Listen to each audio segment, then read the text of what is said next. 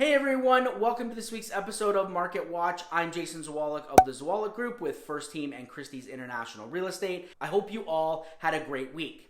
For those of you tuning in for the first time, each week I tackle different real estate topics, including local market updates, all in the hopes of helping you navigate the world of home buying, selling, and investing. If you like this video, make sure you hit that thumbs up button, and don't forget to subscribe so you're notified every time I post. I post new videos every week. With strong inflation numbers, Wall Street volatility, and soaring interest rates, panic and worry is in the air. So many are jumping to the immediate conclusion that as housing slows, values will eventually plunge like they did during the Great Recession. They recall how home values surged from 2000 to 2006, only to plummet after the subprime meltdown in March of 2007. Everyone remembers the deep scars from the worst recession since the Great Depression. Even though so many are anticipating and reporting that a housing crash is imminent, it simply is not going to occur. Not now and not in the foreseeable future. Why not? Collectively, homeowners across the country were sitting in a much different position prior to the Great Recession compared to where they stand today. To best understand the differences, let's take a closer look and compare the two. First, the direction of housing has everything to do with supply and demand. Prior to the Great Recession, the inventory climbed to over 5 times where it stands today. Like today, demand was muted, but it was due to the poor lending standards. When low demand was pit against massive supply, the market lined up heavily in favor of buyers and prices sank. Back then, there were low or zero down payments, fraudulent lending practices, and loose lending standards and programs, allowing anyone to get a loan and purchase a home. The average buyer FICO score then was 681. Today, buyers are purchasing with higher down payments, tight qualification, and lending standards, and the average FICO score for buyers is 745. Cash-out refinances accumulated for years leading up to the Great Recession, yet today, pulling cash out has been plunging as rates have climbed. Homeowners have plenty of equity, and there are far more who own their homes free and clear. In 2007, homeowners were upside down, owing more than their homes were worth.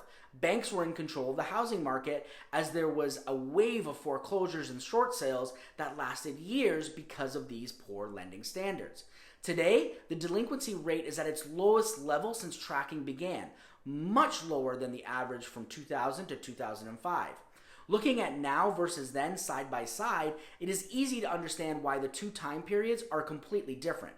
Since the Great Recession, home buyers have been stronger, with the vast majority of homes sold over the last couple of years procuring multiple offers.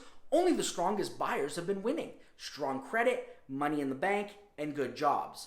It will be impossible to build an inventory that resembled 2006 through 2011. Today's 3,491 home level is 80% less than the height reached in 2007 of nearly 18,000 homes. The inventory right now in Orange County is 40% less than the 3-year average between 2007 and 2019. And back then, home values were methodically climbing each year. Yes, supply is rising. Demand is muted. The housing market is slowing. The number of offers received is dropping. The number of offers over the asking price is falling, and sales are down. The number of price reductions has been steadily climbing as well. The pace of housing, the expected market time, has slipped from an insane seller's market in March when it was at 19 days to a hot seller's market today at 56 days. It is about to slip into a slight seller's market, and later this year it will decelerate to a balanced market where it does not favor buyers or sellers. And if mortgage rates remain elevated above 5.5%, it will most likely become a slight buyer's market by year's end. Yet in 2007, the expected market time surpassed 400 days in Orange County, a deep buyer's market, and that's when home values sank. Orange County's inventory added 432 homes the past couple of weeks, up 14%. It now sits at just under 3,500 homes, the highest level since November of 2020. As demand continues to decline, the inventory rises have been gaining steam. Price reductions are becoming more common, with 31% of all available homes reducing their asking prices. This will continue to grow over the coming months. Inventory is still historically low, with the 3-year average from 2017 to 2019 having 90% more homes on the market compared to today. Last year, the inventory was 32% lower than today. Demand dropped 8% the past couple of weeks, its largest drop of the year. Rising rates have dramatically impacted demand. This is the lowest level for this time of year since tracking began in 2004. Last year, the demand was 56% higher than today, and the 3-year average prior to COVID was 44% higher. With supply soaring higher and demand falling, the expected market time for Orange County surged from 45 to 56 days in the past couple of weeks. This is still a hot seller's market, less than 60 days, but housing is rapidly cooling, and the market time is at its highest level since June of 2020. It was just 25 days last year, much stronger than today. The luxury inventory of homes priced above $2 million increased by 8% and is now at its highest level since December of 2020, while luxury demand decreased by 4%. Like the overall market, with supply rising and demand falling, the expected market time for luxury homes increased from 98 to 110 days. This is still excellent for luxury, but it is rapidly slowing and now sits at its highest level since January of 2021. Year over year, luxury demand is down by 9%, and the active luxury inventory is up 27%. The expected market time last year was 79 days, significantly stronger than today. For homes priced between $2 and $4 million, the expected market time in the past 2 weeks increased from 77 to 88 days. For homes priced between $4 and $8 million, the expected market time decreased slightly from 144 to 143 days.